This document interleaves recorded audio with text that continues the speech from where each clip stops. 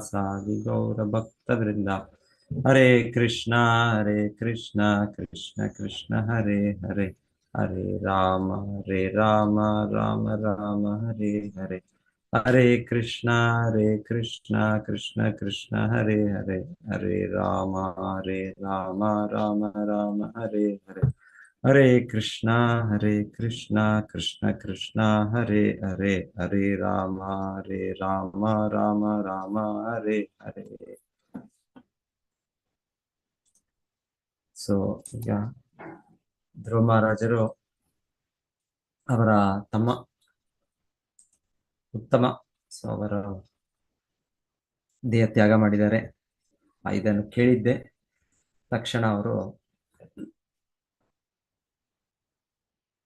ಯಾರು ಇದಕ್ಕೊಂದದ್ದು ಯಕ್ಷರು, ಸೊ ಅವರ ರಾಜಧಾನಿ ಮೇಲೆ ಇವರು ಈಗ ಆಕ್ರಮಣ ಮಾಡ್ತಾ ಇದ್ದಾರೆ.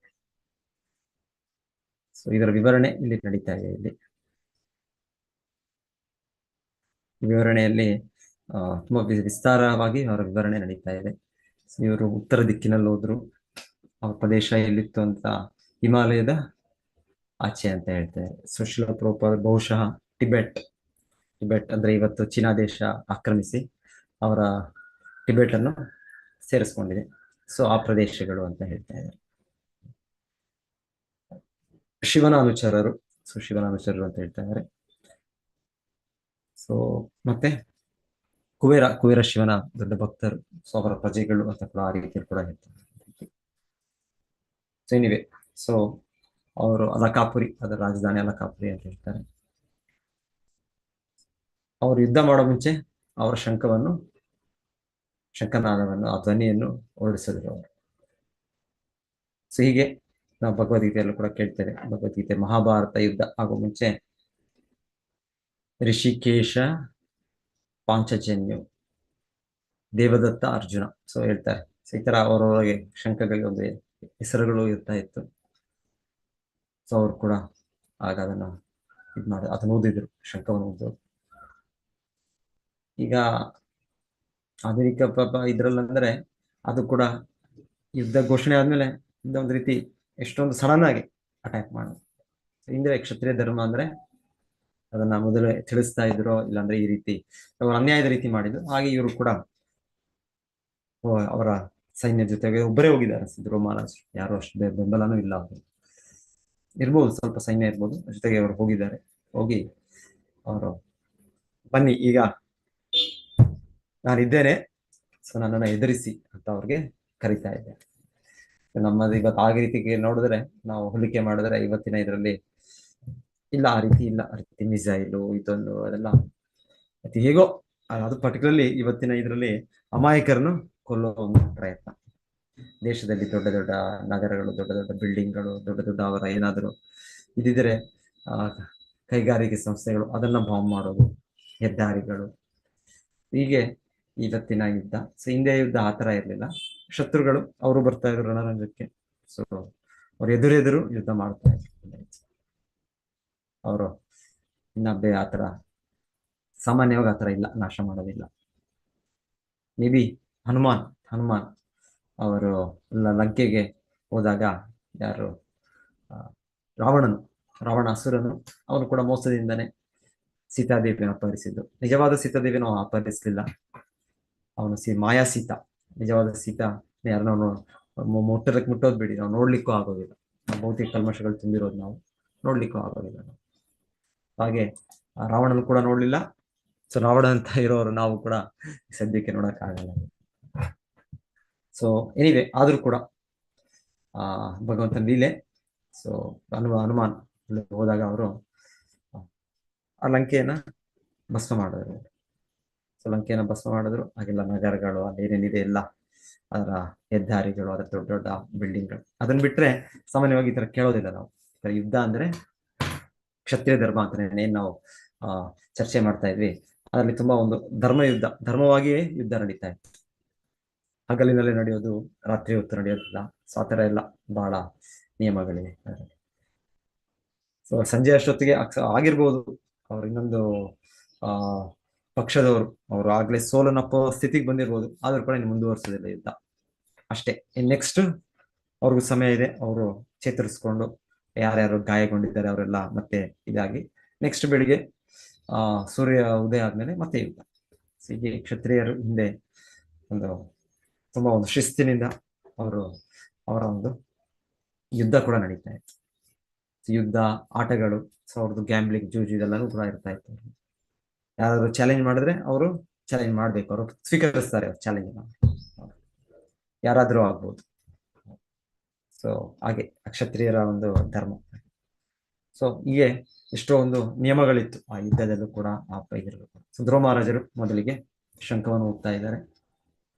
ಶಂಖವನ್ನು ಊದಿ ಆಯ್ತು ಯುದ್ಧ ಮಾಡ್ತೇನೆ ಯುದ್ಧ ಘೋಷಣೆ ಮಾಡಿದ್ರು.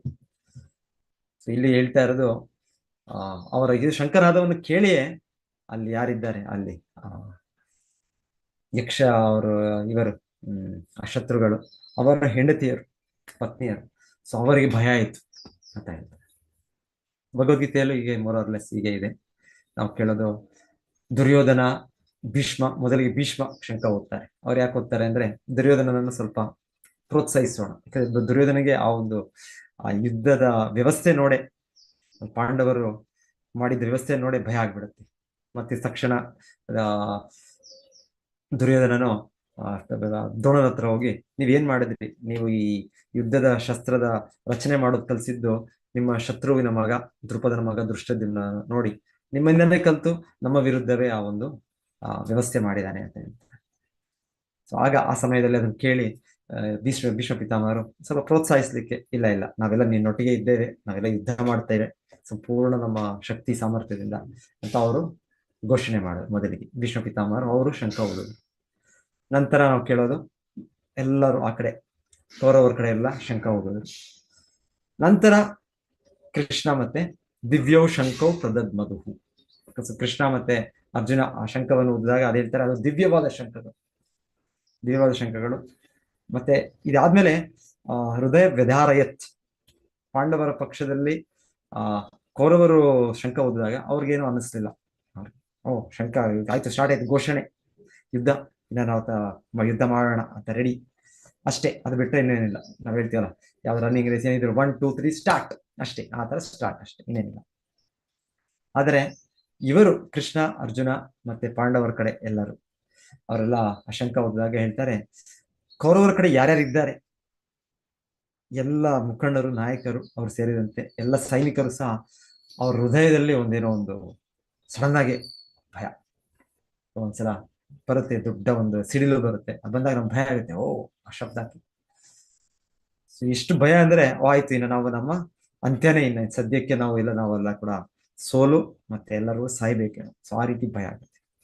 ಯಾಕೆ ಅಂತ ಹೇಳ್ತಾರೆ, ಕಾರಣ ಪಾಂಡವರಿಗೆ ಕೃಷ್ಣನ ಮೇಲೆ ಇರುವ ನಂಬಿಕೆ.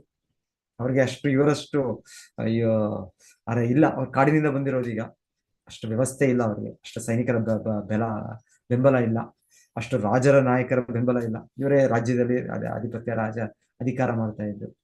ಅದೆಷ್ಟಿದ್ರೂ ಕೂಡ ಕೃಷ್ಣನ ಮೇಲೆ ಅವ್ರ ನಂಬಿಕೆ ಇರೋದ್ರಿಂದ, ಕೃಷ್ಣ ಶುದ್ಧ ಭಕ್ತರಾದ್ರಿಂದ ಅವ್ರಿಗೆ ಯಾವ ಭಯ ಇಲ್ಲ, ಕೃಷ್ಣನ ಆಶ್ರಯಿಸಿದ್ದಾರೆ. ಸೊ ಹಾಗೆ ಈಗ ನಾವು ಧ್ರುವ ಮಹಾರಾಜರು ಹೇಳ್ಬೋದು ಅವ್ರ ವಿಷಯದಲ್ಲಿ. ಅವರು ಕೂಡ ಅವರ ಶಂಖ ಎಷ್ಟು ಒಂದು ಇದರಿಂದ ಅವರು ಇದು ಮಾಡಿದ್ರು ಅಂದ್ರೆ ದಿವ್ಯ ಶಂಖನೇ. ಭಕ್ತರು ಭಗವಂತನು ಅವರು ಯಾವಾಗಲೂ ಒಟ್ಟಿಗೆ ಇರೋದು, ಭಗವಂತನು ಭಕ್ತರ ಜೊತೆಗೆ ಇದ್ದಾನೆ. ಸೊ ಹಾಗೆ ಅವರು ಶಂಖವನ್ನು ಊದಿದ್ದೆ ಆ ಶತ್ರು ಪಡೆಯಲ್ಲಿರುವ ಎಲ್ಲ ಶತ್ರುವಿನ ಅವರ ರಾಜಧಾನಿಯಲ್ಲಿರುವ ಹೆಂಗಸರಿಗೆ ಎಲ್ಲರೂ ಕೂಡ ತುಂಬಾ ತೀವ್ರ ಭಯ ಆಯಿತು ಅಂತ ಹೇಳ್ತಾರೆ. ಸೊ ನಂತರ ಇಲ್ಲಿ ವಿವರಣೆ ಇದೆ, ಹೇಗೆ ಡಿಟೇಲ್ ವಿವರಣೆ ಬರುತ್ತೆ, ಯುದ್ಧದ ವಿವರಣೆ ಬರುತ್ತೆ. ಸೊ ಒಂದೊಂದ್ಸಲ ಅನ್ಸುತ್ತೆ ಇದೆಲ್ಲ ಯಾಕೆ ಈ ವಿವರಣೆಗಳು ಅಂತ ಅನ್ನಿಸ್ಬೋದು. ಇಲ್ಲಾಂದ್ರೆ ಇದು ವಿವರಣೆಗಳು ಸಾಮಾನ್ಯ ನಾವು ಕೇಳ್ತೀವಲ್ಲ, ನಾವು ಎಲ್ಲೋ ಇತಿಹಾಸದಲ್ಲಿ ಯುದ್ಧ ಆಗೋದು, ಇಲ್ಲ ಅಂದ್ರೆ ಆಧುನಿಕ ಜಗತ್ತಿನಲ್ಲೂ ಯುದ್ಧ ಆಗುತ್ತೆ, ಇಲ್ಲ ಅಂದ್ರೆ ಯಾರೋ ಒಂದು ಫಿಲಿಂ ಅಲ್ಲಿ ಇನ್ನೊಂದ್ರಲ್ಲಿ ನಾವು ಕೇಳ್ತೇವೆ ಈ ರೀತಿ ಆ ರೀತಿ ಅವರು ಊಹಾಪೋಹ ಮಾಡ್ಕೊಂಡು ಆ ರೀತಿಯ ಇದು ಅನ್ಸುತ್ತೆ. ಇಲ್ಲ, ಆ ರೀತಿ ಘಟನೆಗಳು ಇಲ್ಲಾಂದ್ರೆ, ಸೊ ಇದು ನಿಜವಾಗಿ ನಡೆದ ಘಟನೆ. ಆಮೇಲೆ ಇಲ್ಲಿ ಮಹತ್ವ ಏನು ಅಂದ್ರೆ ಇಲ್ಲಿ ಭಗವಂತನ ಶುದ್ಧ ಭಕ್ತನಾದ ಧ್ರುವ ಮಹಾರಾಜರಿದ್ದಾರೆ. ಇಲ್ಲ ಒಮ್ಮೊಮ್ಮೆ ಅದ್ವೈತವಾದಿಗಳು, ಮಾಯಾವಾದಿಗಳು ಕೂಡ ಇದೆಲ್ಲ ಪುರಾಣಗಳಲ್ಲಿ ಈ ತರ ವಿವರಣೆ ಎಲ್ಲ ಇದೆ, ಮಹಾಭಾರತದಲ್ಲಿ ಈ ತರ ವಿವರಣೆ ಇದೆ, ಈ ತರ ಯುದ್ಧ ಇದೆಲ್ಲ ಯಾಕೆ ಇದೆಲ್ಲ ಇದರ ಪ್ರಯೋಜನ ಏನು ಅಂತ ಅವ್ರು ಅನ್ಕೊಳ್ಬಹುದು. ಇದೆಲ್ಲ ನಮ್ಮ ಆಧ್ಯಾತ್ಮಿಕ ಜೀವನಕ್ಕೆ ಸಂಬಂಧ ಇಲ್ಲ, ಇದೆಲ್ಲ ಗುಣದಲ್ಲಿ, ರಾಜಸಿಕ ಗುಣದಲ್ಲಿ ಇವರು ಯುದ್ಧ ಮಾಡ್ತಾ ಇರೋದು. ಸೊ ಆ ರೀತಿ ಅವರು ಅವರ ಆ ಅವರ ಒಂದು ಪರ್ಸೆಪ್ಷನ್, ಅವರ ಒಂದು ಅವರ ಒಂದು ಅರ್ಥದ ಗ್ರಹಿಕೆ ಆ ಥರ ಇರ್ಬೋದು. ಇಲ್ಲ, ಹೇಗೆ ಭಗವದ್ಗೀತೆಯಲ್ಲಿ, ಮಹಾಭಾರತದಲ್ಲಿ ಭಗವಂತನಿದ್ದಾನೆ, ಆ ಯುದ್ಧವು ಕೂಡ ದಿವ್ಯವಾಗುತ್ತೆ. ಅದೇ ರೀತಿಯಲ್ಲಿ ಇಲ್ಲಿ ಧ್ರುವ ಮಹಾರಾಜರಿದ್ದಾರೆ. ಧ್ರುವ ಮಹಾರಾಜ ಕೃಷ್ಣನ ಪ್ರತಿನಿಧಿ, ಕೃಷ್ಣನ ಪರಮ ಭಕ್ತನು. ಸೊ ಅವರು ಅಲ್ಲಿರೋದ್ರಿಂದ ಅದಕ್ಕೆ ಅಷ್ಟು ಮಹತ್ವ ಇದೆ. ಅದು ಸಾಮಾನ್ಯ ಯುದ್ಧ ಅಲ್ಲ, ಸಾಮಾನ್ಯ ಒಂದು ದೇಶದ ಇನ್ನೊಂದು ದೇಶದ ಮೇಲೆ ಆಕ್ರಮಣ ಮಾಡೋದಲ್ಲ, ಆ ತರ ಅಲ್ಲ ಇದು. ಸೊ ಯಾಕಂದ್ರೆ ಅಲ್ಲಿ ಧ್ರುವ ಮಹಾರಾಜರಿದ್ದಾರೆ. ಸೊ ಇಲ್ಲಿ ಭಗವಂತನಿದ್ದಾನೆ, ಇಲ್ಲಿ ಭಗವಂತನ ಶುದ್ಧ ಭಕ್ತರಿದ್ದಾರೆ.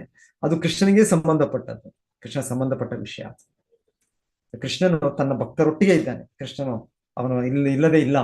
ಇವಾಗ ನೋಡ್ತೀವಿ ಧ್ರುವ ಮಹಾರಾಜರ ಯುದ್ಧದಲ್ಲಿ ಮುಂದೆ ಋಷಿಮುನಿಗಳು ಬರ್ತಾರೆ. ಯಾಕಂದ್ರೆ ಈ ಯುದ್ಧ ಮುಂದುವರೆದಾಗ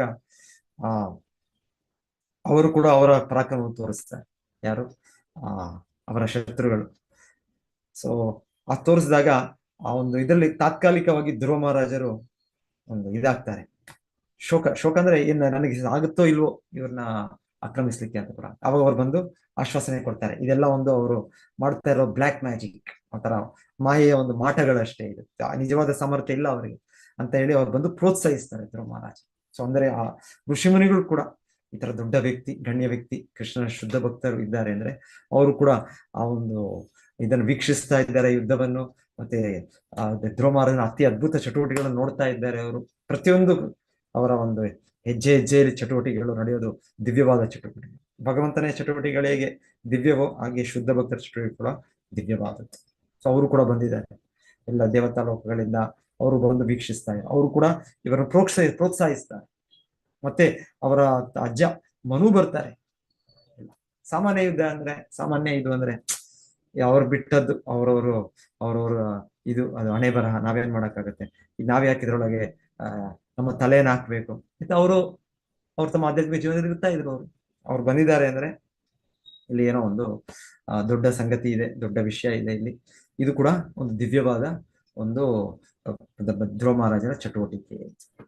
ಸೊ ಹಾಗೆ ಅದ್ವೈತವಾದಿಗಳಿಗೆ ಇದೆಲ್ಲ ಅರ್ಥ ಆಗೋದಿಲ್ಲ ಅವ್ರಿಗೆ. ಹಿಂದಿನ ಶ್ಲೋಕದಲ್ಲಿ ಕೂಡ ನಾವು ಕೇಳಿದ್ದು, ಧ್ರುವ ಮಹಾರಾಜರು ಒಂಥರ ಅವ್ರ ಭಾವನೆಗಳು ತುಂಬಾ ಅವ್ರಿಗೆ ಶೋಕ ಉಂಟಾಯ್ತು. ಅವರು ಕೂಡ ಒಂದು ಸೇಡ್ ತೀರ್ಸ್ಕೊಳ್ಬೇಕು ಅಂತ ಬಂತು ಈ ಭಾವನೆಗಳು. ಆಗ್ಲೂ ಕೂಡ ಅವ್ರು ಹೇಳ್ಬೋದು, ಅಯ್ಯೋ ಇದೆಲ್ಲ ರಾಜಸ ಗುಣ, ತಾಮಸ ಗುಣ ಅಂತ ಹೇಳಿ ಅವ್ರ ಅನಿಸಿಕೆಯಲ್ಲಿ ಹೇಳ್ಬೋದು. ಇಲ್ಲ, ಶುದ್ಧ ಭಕ್ತರಲ್ಲಿ ಅದಿಲ್ಲ. ಮತ್ತೆ ಅವ್ರದ್ದು ವ್ಯಕ್ತವಾಗೋದು ಇದು ಆಧ್ಯಾತ್ಮಿಕ ನೆಲೆಯಲ್ಲಿ ಅವ್ರದ್ದು ವ್ಯಕ್ತವಾಗೋದು ಈ ರೀತಿ ಇದೆ. ಆಮೇಲೆ ಈ ರೀತಿ ಇದು ಅದನ್ನೇನೇನು ಎಕ್ಸ್ಪ್ಲನೇಷನ್ ಅದು ಹೇಳ್ತಾರೆ. ಇದರಲ್ಲೇನು ಅದರಲ್ಲಿ ಇದಿಲ್ಲ, ಏನ್ ಹೇಳೋದಂದ್ರೆ ಇನ್ಕಂಪ್ಯಾಟಿಬಿಲಿಟಿ, ಅದು ಸರಿಯಾದದ್ದಲ್ಲ ಧ್ರುವ ಮಹಾರಾಜರು ಮಾಡಿದ್ದು ಆ ತರ ಇಲ್ಲ. ಅವ್ರು ಮಾಡಿದ್ದು ಪ್ರತಿಯೊಂದು ಸರಿಯೇ, ಶುದ್ಧ ಭಕ್ತರು ಮಾಡೋದು ಸರಿಯೇ. ಸೊ ಏನಾದ್ರು ಅಲ್ಲಿ ತಪ್ಪಿದ್ರೆ ಭಗವಂತನೇ ಬಂದು ಅದನ್ನ ಇದ್ ಮಾಡ್ತಾನೆ, ಇಲ್ಲಾಂದ್ರೆ ಭಗವಂತನ ಇನ್ನೊಬ್ಬ ಭಕ್ತರು ಬಂದು ಅದನ್ನ ಇದ್ ಮಾಡ್ತಾರೆ. ಸೊ ಮುಂದೆ ಅದು ಕೂಡ ಮುಂದೆ ನೋಡ್ತೀವಿ, ಸ್ವಲ್ಪ ಜಾಸ್ತಿನೇ ಆಗುತ್ತೆ, ಹೆಚ್ಚಾಗುತ್ತೆ. ಸಂಪೂರ್ಣ ವಂಶವನ್ನೇ ನಿರ್ನಾಮ ಮಾಡೋ ರೀತಿಯಲ್ಲಿ ಧ್ರುವ ಮಹಾರಾಜರು ಯುದ್ಧ ಮಾಡ್ತಾರೆ. ಅವಾಗ ಮನು ಬಂದು, ಅವರ ಅಜ್ಜ, ಅವರ ತಾತ ಅವ್ರು ಬಂದು, ಬೇಡ ಸಾಕಾಯ್ತು, ಇನ್ನೊಮ್ಮೆ ಅವ್ರನ್ನ ಬಿಟ್ಟುಬಿಡಿ, ಅವರಲ್ಲಿ ಅನ್ಯಾಯ ಮಾಡಿದ್ರು, ಅವರು ತಪ್ಪು ಮಾಡಿದ್ರು. ಹೇಗೆ ಮನುವಿನ ಇನ್ನೊಬ್ಬ ಮೊಮ್ಮಗನೇ ಉತ್ತಮ. ಸೊ ಹಾಗೆ ಅವರು ಬಂದು ಹೇಳ್ತಾರೆ, ನನ್ನ ಮೊಮ್ಮಗನೇ ಇವಾಗ ಸತ್ತಿರೋದು, ಅವರ ಕಾರಣಕ್ಕೆ ನೀವು ಹೋಗಿದ್ಯಾ, ಆದ್ರೂ ಕೂಡ ಅವ್ರನ್ನ ಬಿಟ್ಬಿಡು ನೀನು. ಅವರು ಬಂದು ಇದು ಮಾಡ್ತಾರೆ. ಸೊ ಏನಿದೆ, ಇದು ಸಂಪೂರ್ಣ ಈ ಚಟುವಟಿಕೆಗಳು ದಿವ್ಯವಾದ ಚಟುವಟಿಕೆ. ಇಲ್ಲಿ ಸಾಮಾನ್ಯ ಇದು ಲೌಕಿಕ ಭೌತಿಕವಾದ ಒಂದು ಯುದ್ಧಗಳು, ಮತ್ತೆ ಇಲ್ಲಿ ಭಕ್ತರಲ್ಲಿ ಧ್ರುವ ಮಹಾರಾಜರಲ್ಲಿ ಕಾಣುವ ಒಂದು ಭಾವನೆಗಳು, ಇದು ಅದೇನೋ ಲೌಕಿಕವಾದದ್ದು ಭೌತಿಕವಾದದ್ದು ಅಲ್ಲ. ಸೊ ಎಲ್ಲವೂ ಕೂಡ ದಿವ್ಯವಾದದ್ದು. ಸೊ ಈ ತರ ಬಹಳ ಭಾಗವತದಲ್ಲಿ ಇದೆ ಈ ರೀತಿ ಯುದ್ಧದ ಸನ್ನಿವೇಶಗಳು, ಈ ರೀತಿ ಅನ್ಯಾಯಗಳು ಆದಾಗೋ, ಇಲ್ಲಾಂದ್ರೆ ಒಂದು ಧರ್ಮದ ಸ್ಥಾಪನೆಗೋ, ಇದೆಲ್ಲ ಇದೆ. ಇದೆಲ್ಲ ಸದ್ಯದಲ್ಲೇ ಮುಂದೆ ನೋಡ್ತೇವೆ ನಾವು. ಪರಶುರಾಮರ ಚಟುವಟಿಕೆಗಳು ನೋಡ್ತೇವೆ. ಪರಶುರಾಮ ಭಗವಂತನ ಅವತಾರವೇ, ಶಕ್ತ್ಯಾವೇಶ ಅವತಾರ. ಸೊ ಅವರು ಕೂಡ ಈ ರೀತಿ ಒಬ್ಬ ರಾಜ, ಅವರ ಹೆಸರು ಕಾರ್ತವೀರ್ಯ ಅರ್ಜುನ ಅಂತ ಒಬ್ಬ ಮಹಾರಾಜ. ಅವರು ಇವರ ತಂದೆ ಜಮದಗ್ನಿ. ಸೊ ಜಮದಗ್ನಿ ಅವರ ಆಶ್ರಮಕ್ಕೆ ಬರ್ತಾರೆ. ಆಗ ಬಂದಾಗ ಜಮದಗ್ನಿ ಇವರನ್ನು ತುಂಬಾ ಗೌರವದಿಂದ ಬರಮಾಡಿ, ಇವರು ಕರ್ತವ್ಯ ಅರ್ಜುನನೊಂದಿಗೆ ಅವರೊಟ್ಟಿಗೆ ಎಷ್ಟೋ ಅವರ ಸೈನಿಕರು ಕೂಡ ಇರ್ತಾರೆ. ಅವ್ರ ಕಾಡಿನಲ್ಲಿನೋ ಬೇಟೆಗೇನೋ ಬಂದಿರ್ತಾರೆ. ಬಂದು ಮತ್ತೆ ಇವರು ಆಶ್ರಮವನ್ನು ಭೇಟಿ ಕೊಡ್ತಾರೆ. ಆಗ ಜಮದಗ್ನಿ ಅವ್ರಿಗೆ ತುಂಬಾ ಒಂದು ಗೌರವದಿಂದ ಅವರೆಲ್ಲರಿಗೂ ಆಹ್ವಾನಿಸಿ ಅವ್ರಿಗೆಲ್ಲ ಆಹಾರ ಪ್ರಸಾದವನ್ನು ಕೊಟ್ಟು ಅವರ ಕಳಿಸ್ತಾರೆ. ಸೊ ಅವ್ರ ಕರ್ತವೀರ್ಯ ಅರ್ಜುನಿಗೆ ಇದಾಗುತ್ತೆ, ಒಂಥರ ಅಚ್ಚರಿ ಆಗುತ್ತೆ. ಈಗ ಆಲ್ಮೋಸ್ಟ್ ಈಗ ವಿಶ್ವಾಮಿತ್ರ ವಾಲ್ಮೀಕಿ ಆ ರೀತಿ ಇದು ಅನ್ಕೊಳ್ತೀನಿ. ವಿಶ್ವಾಮಿತ್ರ ಆಮೇಲೆ ಯಾರು ವಸಿಷ್ಠ ಅವ್ರಿಗೆ ಸ್ಟಾರ್ಟ್ ಆಗುತ್ತೆ. ಸೊ ಎನಿವೆ, ಸೊ ಅಲ್ಲಿ ಅವ್ರದ್ದೊಂದು ಇದಿರುತ್ತೆ, ಕಾಮಧೇನು. ಈಗ ನಮ್ಮ ಸಾಮಾನ್ಯ ಇದು ಅಲ್ಲ, ಇದು ಲೋಕದಲ್ಲೂ ಸಾಮಾನ್ಯ ಅಲ್ಲ, ಗೋಮಾತೆ ಅವ್ರು ನಮ್ಮ ಮಾತೆ. ಆದ್ರೂ ಕೂಡ ದೇವತಾ ಲೋಕದಲ್ಲಿ ಇನ್ನೂ ಒಂದು ಸಾಮರ್ಥ್ಯವನ್ನು ಪಡೆದ ಗೋಮಾತೆಗಳಿದ್ದಾರೆ. ಸೊ ಅವರು ಎಷ್ಟು ಹಾಲನ್ನು ಕೊಡ್ಬೋದು, ಎಷ್ಟು ನಮ್ಮ ಭೌತಿಕ ಎಷ್ಟೋ ಇಚ್ಛೆಗಳನ್ನು ಪೂರೈಕೆ ಮಾಡ್ಬೋದು. ಸೊ ಆ ರೀತಿಯಾದ ಒಂದು ಇದು ಜಮದಗ್ನಿ ಅವ್ರ ಹತ್ರ, ಯಾರು ಪರಶುರಾಮರ ತಂದೆ ಹತ್ರ ಇರುತ್ತೆ. ಸೊ ಆಗ ಈ ಕರ್ತವೀರ್ಯ ಅರ್ಜುನ ಕೇಳ್ತಾರೆ, ಇದು ನಾವು ತಗೊಂಡು ಹೋಗ್ಬೇಕು ಅಂತ. ಸೊ ಅವರು ಅವ್ರ ಹತ್ರ ಇರೋದು ಯಾಕೆಂದ್ರೆ ಅವರು ತಮ್ಮ ಯಜ್ಞ ಕಾರ್ಯಗಳು, ಅವ್ರ ಆಧ್ಯಾತ್ಮಿಕ ಕಾರ್ಯಗಳು ಮಾಡೋದಕ್ಕೆ ಅವ್ರಿಗೆ ಬೆಂಬಲವಾಗಿ ಆ ಒಂದು ದೇವತಾ ಲೋಕದಿಂದ ಅವರಿಗೆ ಇದು ಲಭ್ಯವಾಗಿರ್ತವೆ. ಸೊ ಅವರ ಸ್ವತ್ತು. ಸೊ ಹಾಗಾಗಿ ಆದ್ರೆ ಕರ್ತವೀರ್ಯ ಅರ್ಜುನ ಅದನ್ನ ಒಂದು ಫೋರ್ಸ್ ಆಗಿ ಬಲಾತ್ಕಾರದಿಂದ ತೆಗೆದುಕೊಂಡು ಹೋಗುತ್ತೆ. ಸೊ ಹೇಳ್ತಾರೆ, ಆಗ ಆ ಟೈಮ್ಗೆ ಇವರು ಬರ್ತಾರೆ. ಯಾರು ಬರ್ತಾರೆ? ಪರಶುರಾಮ ಬರ್ತಾರೆ. ಪರಶುರಾಮ ಬಂದು ಇದು ವಿಷಯ ತಿಳಿದದ್ದೇ ಮತ್ತೆ ಅವರು ಆಕ್ರಮಣ ಮಾಡ್ತಾರೆ. ಯಾರ ಮೇಲೆ? ಕರ್ತವೀರ್ಯ ಅರ್ಜುನನ ರಾಜಧಾನಿ ಮೇಲೆ. ಯಾಕಂದ್ರೆ ಇವರು ಅಧರ್ಮದ ಇದಾಗಿ ಚಟುವಟಿಕೆ. ಇವರ ಸ್ವತ್ತು ಯಾರ್ದು? ಜಮದಗ್ನಿ ಅವರ ಸ್ವತ್ತು. ಆದ್ರೆ ಇವರು ಭಾವಿಸಿದ್ದು ಇಲ್ಲ, ನಾನು ಮಹಾರಾಜ, ನನಗೆ ಶಕ್ತಿ ಇದೆ, ನನ್ನ ಸಾಮರ್ಥ್ಯ ಇದೆ, ಎಲ್ಲವೂ ನನ್ನದು, ನನಗೆ ಸೇರದ್ದು. ರಾಜ್ಯದಲ್ಲಿರೋದು ಎಲ್ಲ ಪ್ರಜೆಗಳ ಸ್ವತ್ತು ನನ್ನದು. ಹೌದು, ಈಗ ಕೂಡ ಸರ್ಕಾರ ಕೂಡ ಹಾಗೆ ಕಾನೂನಿದೆ. ಅವ್ರು ಯಾವಾಗ ಬೇಕಾದ್ರೂ ಯಾರದ ಸ್ಥಳಗಳನ್ನು ತಗೊಂಡ್ಬಿಡ್ಬೋದು. ಯಾರ ಅವರ ಏನೇನೋ ಒಂದು ಕಾರ್ಯಕ್ರಮಗಳಿಗೆ ಏನೋ ಒಂದು ಕಾಂಪನ್ಸೇಷನ್, ಚಿಕ್ಕದೋ ದೊಡ್ಡದೋ ಏನೋ ಕಾಂಪನ್ಸೇಷನ್ ಕೊಟ್ಟು ಅವರು ಹಣವನ್ನು ಕೊಟ್ಟು ತಗೊಂಡ್ಬೋದು. ಅದಿಲ್ದೇನು ತಗೊಳ್ಬೋದು, ಅವ್ರಿಗೆ ಅಧಿಕಾರ ಇದೆ, ಅದು ಸರ್ಕಾರಕ್ಕೆ ಸೇರಿದೆ. ಸೊ ಎನಿವೆ, ಈಗ ರಾಜನು ಆತರ ಭಾವನೆ ಮಾಡಿ ಅವನು ಬಲಾತ್ಕಾರವಾಗಿ ತೆಗೆದುಕೊಂಡ. ಆ ಸಮಯದಲ್ಲಿ ಪರಶುರಾಮ ಬಂದು ಕರ್ತವೀರ್ಯ ಅರ್ಜುನನ ಇದರ ಮೇಲೆ ಅವರು ದಾಳಿ ಮಾಡಿ ಹೇಳ್ತಾರೆ. ಅವರು ಕೂಡ ಅವ್ರಿಗೆ ಯಾರು ಸೈನಿಕರು ಕೂಡ ಇಲ್ಲ, ಅಷ್ಟು ಕೋಪದಿಂದ, ರೋಷದಿಂದ. ಈಗ ಧ್ರುವ ಮಹಾರಾಜರು ಎಷ್ಟು ಕೋಪ ರೋಷ ಇದೆ, ಆಗ ಪರಶುರಾಮನು ಹಾಗೆ ಅಷ್ಟು ರೋಷ ಕೋಪ. ಮೊದಲಿಗೆ ಎಲ್ಲ ಇವರನ್ನು ಕೊಂದುತ್ತಾರೆ, ಸೈನಿಕರೆಲ್ಲ ಕೊಂದುತ್ತಾರೆ. ಸೊ ಎಷ್ಟು ವೇಗವಾಗಿ ಅವರ ಪರಶು ಅಂದ್ರೆ ಅವರ ಕೈಯಲ್ಲಿದ್ದದ್ದು ಏನ್ ಹೇಳ್ತೇವೆ ಕನ್ನಡದಲ್ಲಿ ಏನ್ ಹೇಳ್ತೇವೆ ಪರಶುಗೆ? ಏಕ್ಸ್, ಕೊಡಲಿ ಅಂತ ಹೇಳ್ಬೋದಾ? ಕೊಡಲಿ ಅಂತ ಹೇಳ್ಬೋದು ಅನ್ಸುತ್ತೆ. ಕೊಡಲಿ. ಸೊ ಅದು ಎಷ್ಟು ವೇಗವಾಗಿ ಅವರು ಚಲಿಸ್ತಾ ಇದ್ರು ಅಂದ್ರೆ ಹೇಳ್ತಾರೆ, ಮನಸ್ಸಿನ ವೇಗ, ಸ್ಪೀಡ್ ಆಫ್ ಮೈಂಡ್. ಮನಸ್ಸಿನ ವೇಗ ಅಂದ್ರೆ ನೀವು ಬೇರೆ ದೇಶದಲ್ಲೆಲ್ಲ ಇದ್ರೆ, ನೀವು ಭಾರತವನ್ನು ಯೋಚನೆ ಮಾಡಿದ್ರೆ, ನಿಮ್ ಮನೆಯನ್ನು ಯೋಚನೆ ಮಾಡಿದ್ರೆ ತಕ್ಷಣ ನೀವು ನಿಮ್ ಮನೆಯನ್ನು ಯೋಚನೆ ಮಾಡ್ಕೋ, ನಿಮ್ ಮನೆ, ನಿಮ್ ಬಿಲ್ಡಿಂಗು, ನಿಮ್ ನಗರ. ಎಲ್ಲೋ ದೂರ ದೇಶದಲ್ಲಿ ಇದ್ದೀರಾ ನೀವು, ಯುರೋಪ್, ರಷ್ಯಾ, US ಎಲ್ಲೋ ಇರ್ಬೋದು ನೀವು. ಇಲ್ಲಾಂದ್ರೆ ಇಲ್ಲಿಯವರು ಯಾರಾದ್ರೂ ಅಲ್ಲಿ ಹೋದವರು ಅಂತ ಯೋಚನೆ ಮಾಡಿದ್ರೆ, ನಾನು ಅವತ್ತು ಅವಾಗ ಹೋಗಿದ್ದೆ ಒಂದ್ಸಲ ಆ ದೇಶಕ್ಕೆ, ಸೊ ಅಲ್ಲಿ ಹೀಗಿತ್ತು ನಗರಗಳು. ಮನಸ್ಸು ತಕ್ಷಣ ಅದು ಚಿತ್ರೀಕರಣ ಮಾಡ್ಕೊಳ್ಳೋದು, ಮನಸ್ಸಿನ ವೇಗ ಆಗಿ. ಮನಸ್ಸಿನ ವೇಗದ ಮೇಲೆ ಚಲನೆ ಮಾಡುವ ಯೋಗಿಗಳಿದ್ದಾರೆ. ಯೋಗಾಭ್ಯಾಸದಿಂದ ಇನ್ನೊಂದರಿಂದ ಅದರಲ್ಲಿ ಸಾಮರ್ಥ್ಯ ಪಡೆದಿರ್ಬೋದು. ಸೊ ಹೇಳ್ತಾರೆ, ಆ ವೇಗದಲ್ಲಿ ಇವರು ಅವರ ಕೊಡಲಿಯನ್ನು ಅವರು ಉಪಯೋಗಿಸಿದಂತೆ. ಸೊ 1 ಅಲ್ಲ 2 ಅಲ್ಲ 1000 ಲಕ್ಷ ಜನ ಬಂದ್ರು ಕೂಡ ಅಂತ ಒಂದೇ ಎಲ್ಲ ಅವ್ರನ್ನ ಕೊಂದ್ಬಿಟ್ರಂತೆ. ಸ್ವಲ್ಪ ಅವ್ರು ಯುದ್ಧ ಮಾಡುವಾಗ ಏನಾದ್ರು ಅವ್ರಿಗೆ ಆಯಾಸ ಆಯ್ತು ಅಂದ್ರೆ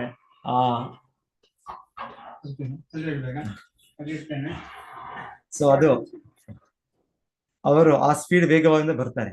ಅವ್ರಿಲ್ಲ ಸ್ವಲ್ಪ ಆಯಾಸ ಆಯ್ತು ಅಂದ್ರೆ ಅವರ ಸ್ಪೀಡ್ ವೇಗ ಮನಸ್ಸಿನ ವೇಗದಿಂದ ಗಾಳಿಯ ವೇಗಕ್ಕೆ ಬರುತ್ತೆ. ಸೊ ಗಾಳಿಯ ವೇಗನೂ ಕೂಡ ತುಂಬಾ ಹೆಚ್ಚು. ಸೊ ಗಾಳಿಯ ವೇಗ ಚಂಡಮಾರುತ ಆಗುತ್ತೆ. ಚಂಡಮಾರುತ ಆದಾಗ ಎಲ್ಲ ಅಲ್ಲಿ ಜನರೆಲ್ಲರೂ ಮೊದಲೇ ದೇಶಗಳು, ರಾಜ್ಯಗಳು, ಅವರು ಸರ್ಕಾರ ಇದು ಕೊಡುತ್ತೆ, ನೋಟಿಸ್ ಕೊಡುತ್ತೆ, ಮತ್ತೆ ಜನರನ್ನೆಲ್ಲ ಅಲ್ಲಿಂದ ಕರ್ಕೊಂಡು ಹೋಗ್ತಾರೆ ಬೇರೆ ಕಡೆ. ಇವಾಗ ಯಾಕಂದ್ರೆ ಆ ತರ ಸ್ವಲ್ಪ ಸೂಚನೆಗಳು ಸಿಗುತ್ತೆ. ಆದ್ರೂ ಕೂಡ ಒಂದ್ ಕಡೆ ಡ್ಯಾಮೇಜ್ ಆಗುತ್ತೆ. ಆಮೇಲೆ ಆ ಚಂಡಮಾರುತ ಬಂದಾಗ ಎಲ್ಲ ಬಿಲ್ಡಿಂಗ್ಗಳು, ಜನ ಎಲ್ಲ ಕೊಚ್ಚಿ ಹೋಗ್ತಾರೆ. ಅಷ್ಟು ವೇಗ, ಅಷ್ಟು ಸ್ಪೀಡ್ ಇರುತ್ತೆ.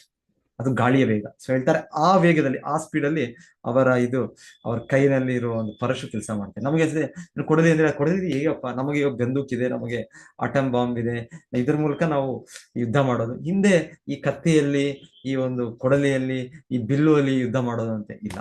ಸೊ ನಮ್ಮ ತರ ಕೆಲಸ ಮಾಡೋದಲ್ಲ ಇದೆಲ್ಲ ತುಂಬಾ ದಿವ್ಯವಾದದಲ್ಲ, ಭೌತಿಕವಾಗಿಯೇ ಆ ತರ ಇದೆ. ಆ ತರ ಒಂದು ದೇವತಾ ಲೋಕಗಳಲ್ಲೂ ಇದೆ, ಮತ್ತೆ ಭಗವಂತನ ಹತ್ರ ದಿವ್ಯ ಸಾಮರ್ಥ್ಯ ಇದೆ ಒಂದು. ಸೊ ಆ ಕೊಡಲಿ ಅಷ್ಟು ವೇಗದಲ್ಲಿ ಅದು ಇದು ಗಾಳಿನ ವೇಗ ಮೊದಲು, ಇಲ್ಲ ಅಂದ್ರೆ ಸ್ವಲ್ಪ ಸ್ಪೀಡ್ ಕಡಿಮೆ ಆದ್ರೆ ಮೊದಲೇ ಮನಸ್ಸಿನ ವೇಗ ಸ್ವಲ್ಪ ಇದಾಯ್ತು, ಆಯಾಸ ಆಯ್ತು ಅಂದ್ರೆ ಗಾಳಿಯ ವೇಗ.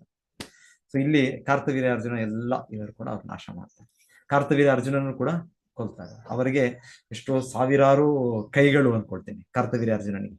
ಅಷ್ಟು ಸಾಮರ್ಥ್ಯ, ಅಷ್ಟು ಶಕ್ತಿ ಇರುತ್ತೆ, ಅಷ್ಟು ಬಲ ಇರುತ್ತೆ. ಕಾರ್ತವೀರ್ಯ ಅರ್ಜುನ ಎಷ್ಟು ಬಲಶಾಲಿ ಅಂದ್ರೆ ಹೇಳ್ತಾರೆ, ಒಮ್ಮೆ ರಾವಣನು ಬಂದಿರ್ತಾನಂತೆ. ರಾವಣ ಏನ್ ಕೇಳ್ತೇವೆ ನಾವು, ಈ ರಾವಣನು ಅವರ ನರ್ಮದಾ ನದಿ ತೀರಕ್ಕೆ ಬಂದು, ಇವರು ಮಹಿಷ್ಮತಿ ಅಂತ ಇವರದು ರಾಜಧಾನಿ. ಸೊ ಅಲ್ಲಿಗೆ ಇವರು ಕಾರ್ತವೀರ್ಯ ಅರ್ಜುನನು ಅವರು ಅಲ್ಲಿ ಸ್ನಾನ ಮಾಡ್ತಾ ಇರ್ತಾರೆ, ಎಷ್ಟೋ ರಾಣಿಯರು ಎಲ್ಲ ಇರ್ತಾರೆ ಅಂತ ಹೇಳ್ತಾರೆ. ಆಗ ರಾವಣನು ಬಂದಲ್ಲಿ ಇವರಿಗೆ ಒಂದು ಅವಹೇಳನ ಮಾಡ್ತಾನೆ. ಅವರ ಹೆಂಗಸರ ಮುಂದೆ ಅವರೊಂದು ಇದೇನೋ ಒಂದು ನಗೆ ಜೋಕ್ ಮಾಡೋದಂತೆ. ಕಾರ್ತವೀರ್ಯ ಅರ್ಜುನಿಗೆ ಕೋಪ ಬಂದು ಹೇಳ್ತಾರೆ, ಕೇವಲ ಅವನ ಕೈಗಳಿಂದ, 1,000 ಕೈಗಳಿಂದ ಅವನೇನ್ ಮಾಡ್ತಾನೆ, ಆ ನರ್ಮದಾ ನದಿಯ ನೀರನ್ನು ಅವರ ಹತ್ತಿರ ಅಂದ್ರೆ ರಾವಣನ ಸೈನ್ಯ ಆಚೆ ಇರುತ್ತೆ, ನರ್ಮದಾ ನದಿ ಆಚೆ ಎಲ್ಲ ಅವ್ರು ಟೆಂಟ್ ಹಾಕಿರ್ತಾರೆ.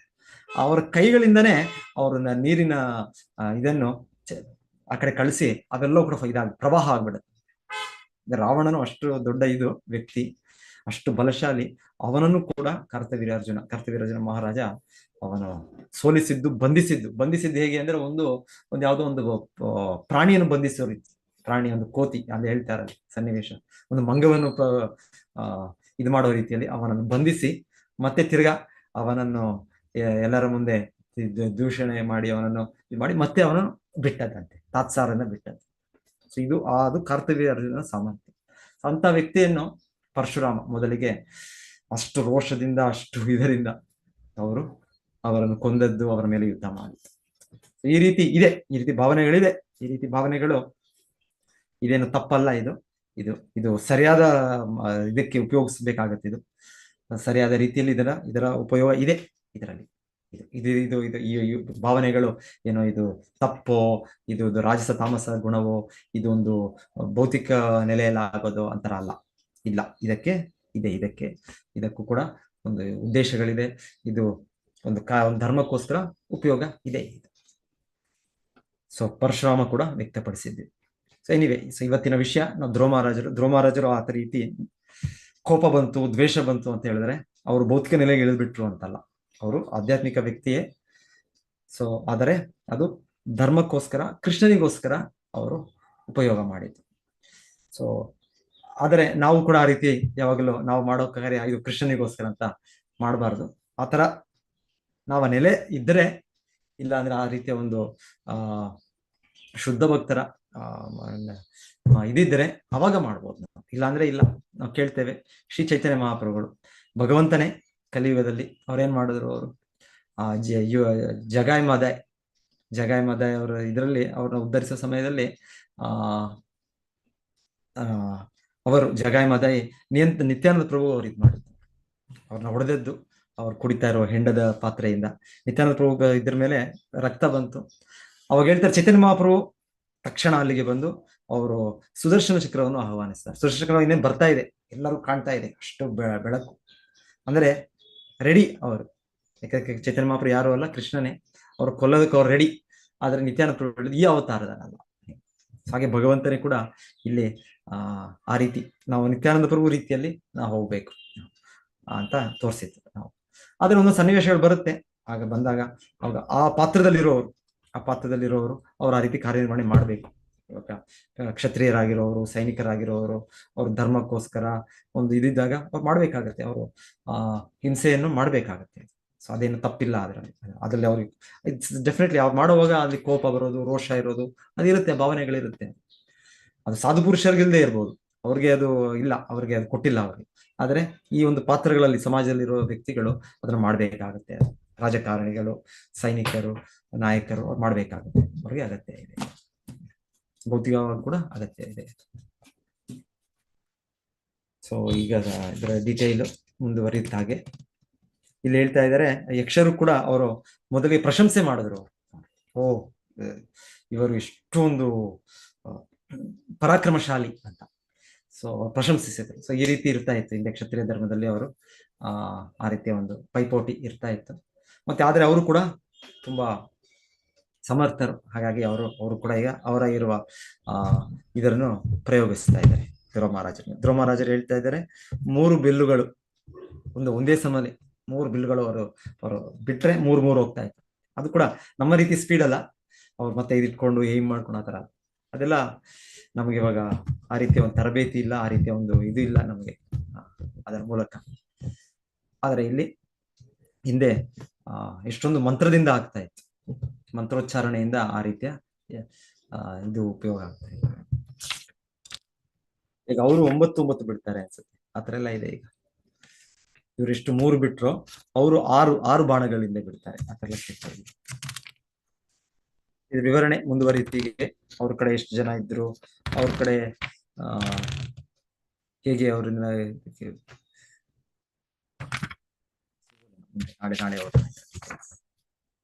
ಹರೇ ಕೃಷ್ಣ. ಯಾರಾದ್ರೂ ಏನಾದ್ರು ಹೇಳ್ಬೇಕಂದ್ರೆ ಕೇಳಿ, ಇಲ್ಲಾಂದ್ರೆ ಇವತ್ತು ನಿಲ್ಲಿಸ್ತೇನೆ ನಾನು. ಹರೇ ಕೃಷ್ಣ ಪ್ರಭುಜಿ. ಹರೇ ಕೃಷ್ಣ ಮಾತಾಜಿ. ಬಿಲ್ಲು ಬಾಣ ಎಲ್ಲ ಬಿಡುದು ಮಂತ್ರದಿಂದಲೇ ಮೊದಲು ಬಿಡ್ತಿದ್ರಲ್ಲ ಪ್ರಭುಜಿ. ಈಗ ಸಹ ಕೆಲವು ಬಿಲ್ಲು ವಿದ್ಯೆ ಅಂತ ಹೇಳಿಟ್ಟು ಅದು ಮಂತ್ರದಿಂದವಾ ಪ್ರಭುಜಿ? ಯಾವ ಯುದ್ಧ ಮಾತಾಜಿ?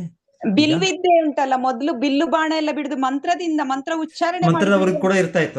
ಅವ್ರಿಗೆ ಮಂತ್ರದ ಇದು ಅಭ್ಯಾಸ ಮಾಡಿ ಅವರು ಆ ರೀತಿ ಇದು ಸಿಗ್ತಾ ಇತ್ತು ಅವ್ರಿಗೆ. ಇವಾಗ ಇದು ಕೂಡ ಬ್ರಹ್ಮಾಸ್ತ್ರ ಕೂಡ, ಅದು ಕೂಡ ಈ ರೀತಿಯೇ ನಾವು ಕೇಳೋದು, ಬಿಲ್ಲಿನಿಂದ ಬಿಡೋದು. ಅದಾದ ಮುಂಚೆ ಅವರು ಕಾನ್ಸಂಟ್ರೇಷನ್ ಮಾಡಿ, ಅವ್ರ ಆಚಮನ ಮಾಡಿ ಏನೇನೋ ಅದೆಲ್ಲ ಹೇಳ್ತಾರೆ. ಸೊ ಅದು ಕೂಡ ಅದು ಅಷ್ಟು ಅವ್ರ ಮನಸ್ಸು ದೃಢ ಇದು ಮಾಡಿ ಕೇಂದ್ರೀಕರಿಸಿ ಮನಸ್ಸಿನಿಂದ ಮಂತ್ರ ಉಚ್ಚಾರಣೆಯಿಂದ ಆ ಯಂತ್ರಗಳು ಅದರ ಇದು ಉಪಯೋಗ ಆಗ್ತಾ ಇರ್ತದೆ. ಸೊ ಈಗಿಲ್ಲ, ಈಗ ಕಲಿಯುಗದಲ್ಲಿ ಅದೆಲ್ಲ ಪರಂಪರೆಗಳೆಲ್ಲ ಕಳ್ಕೊಂಡ್ಬಿಟ್ಟಿದ್ದೇವೆ ನಾವು. ಈಗ ಯಾವುದು ಇಲ್ಲ.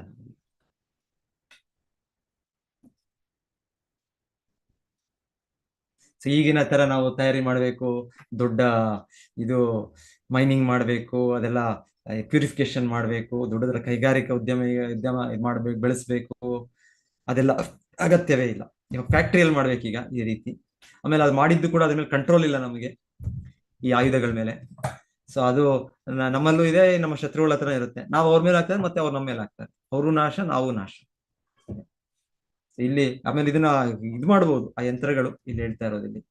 ಇಲ್ಲಿ ಹಿಂದೆ ಕಾಲದಲ್ಲಿ ಒಂದು ಮಳೆ ಬರೋ ರೀತಿಯಲ್ಲಿ, ಇಲ್ಲಾಂದ್ರೆ ಒಂದು ಬೆಂಕಿ ಬರೋದು, ಇಲ್ಲ ತುಂಬಾ ಒಂದು ಚಳಿಯಾಗಿ ಗಾಳಿ ಇದು ಬರೋದು, ಮತ್ತೆ ಆ ಗಾಳಿಯ ಹಸ್ತಗಳನ್ನ ಒಂದು ಬೆಟ್ಟದ ಇದ್ರ ಮೂಲಕ ಹೇಗೆ ಗಾಳಿ ನಿಯಂತ್ರಿಸುತ್ತೆ, ಆ ರೀತಿ ಇದು ನಿಯಂತ್ರಿಸೋ ಇದು. ಇದೆಲ್ಲ ಈ ತರ ಇದೆಲ್ಲ ಯಂತ್ರಗಳು ತುಂಬಾ ಸೂಕ್ಷ್ಮವಾದ ಪದಾರ್ಥಗಳಿಂದ ಇದು ತಯಾರಿಯಾದ ಭೌತಿಕ ಯಂತ್ರ ಇದೆ. ಟೆಕ್ನಾಲಜಿ ಮಿಲಿಟರಿ ಟೆಕ್ನಾಲಜಿ ಕೂಡ ಮೊದಲು ಬಹಳ ತುಂಬಾ ಇತ್ತು, ಹಿಂದೆ ಅಡ್ವಾನ್ಸ್ಡ್ ಇತ್ತು.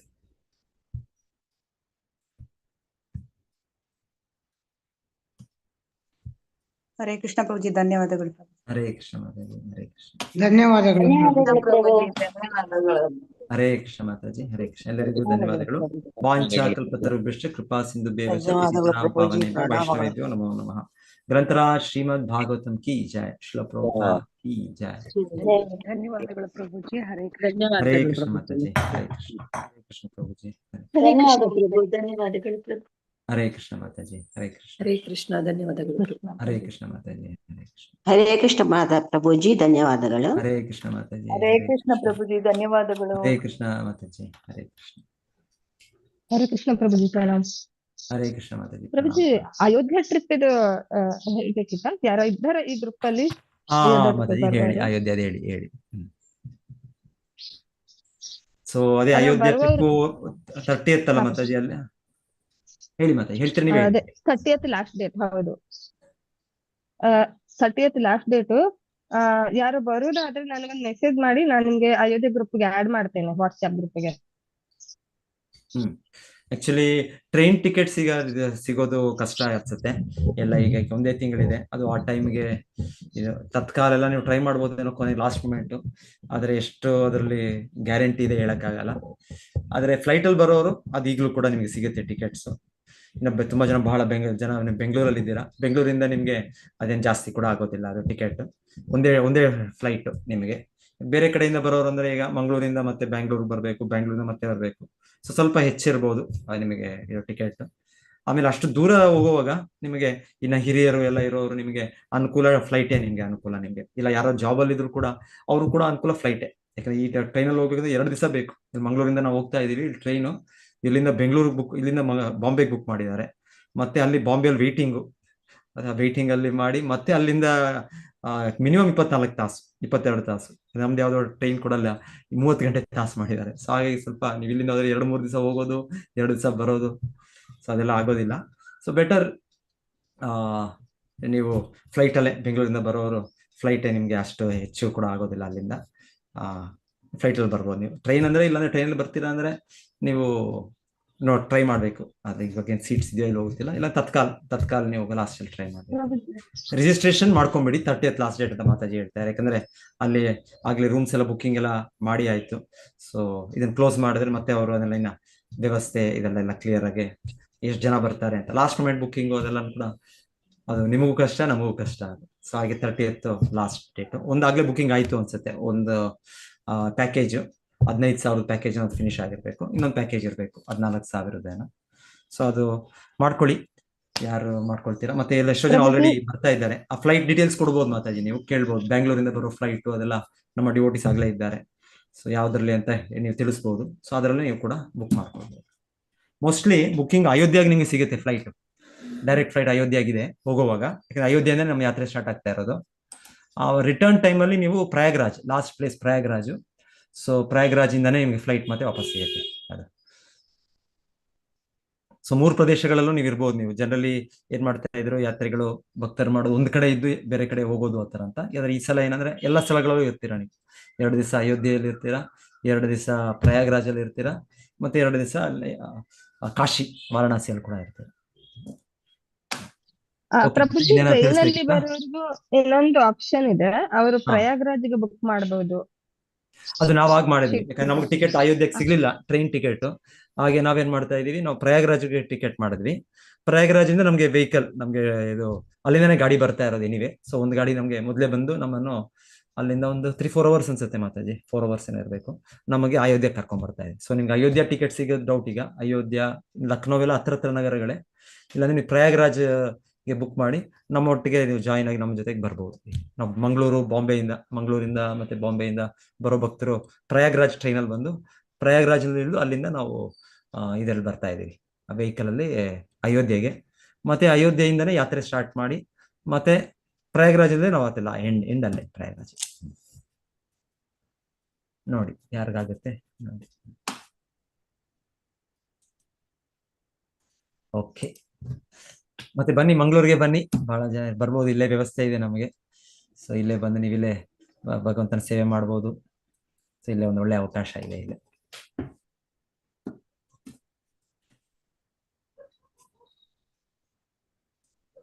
ಅಷ್ಟೇ ಅಲ್ಲ ಮಾತಾಜಿ, ಜ್ಯೋತಿಶ್ವರಿ ಮಾತಾಜಿ, ಅದೊಂದು ಗ್ರೂಪ್ ನಿಮಗೆ ಕಳಿಸಿದೆ. ನಿಮ್ಗೆ ಅದು ಕಳಿಸಿದ್ದು ಅದು ನೋಡಿ, ಅದು ನಮ್ಮ ಹಿಂದೆ ಆಲ್ರೆಡಿ ಇದು ವಾಲಂಟಿಯರ್ಸ್ ಇದೆ ಅದು. ಸೊ ನೀವು ಕಾಂಟ್ಯಾಕ್ಟ್ ಮಾಡಿ, ಅಲ್ಲೂ ಕೂಡ ಕಾಂಟ್ಯಾಕ್ಟ್ ಮಾಡ್ಬೋದು. ನಾನು ಇವತ್ತು ನೋಟಿಸ್ ಮಾಡಿ ನೋಡೇ ಇಲ್ಲ, ಗ್ರೂಪೇ ನೋಡಿಲ್ಲ ನಾನು. ಹಿಂದೆ ಎಲ್ಲ ಅವ್ರು ಮಾಡಿ ಪಾಪ ಎಷ್ಟು ಶ್ರಮ ಪಟ್ಟಿದ್ದೆಲ್ಲ ಎಲ್ಲ ರೆಡಿ ಇದೆ. ಅದರಲ್ಲೇ ಇದ್ದಾರೆ ಎಷ್ಟೋ ಜನ. ನೀವು ಕಾಂಟ್ಯಾಕ್ಟ್ ಮಾಡಿ. ಹರೇ ಕೃಷ್ಣ ಮಾತಾಜಿ. ಹರೇ ಕೃಷ್ಣ ಪ್ರಭು, ಧನ್ಯವಾದಗಳು. ಹಾ, ಹರೇ ಕೃಷ್ಣ. ಧನ್ಯವಾದಗಳು ಪ್ರಭು. ಹಾ, ಹರೇ ಕೃಷ್ಣ ಮಾತಾಜಿ. ಹರೇ ಕೃಷ್ಣ.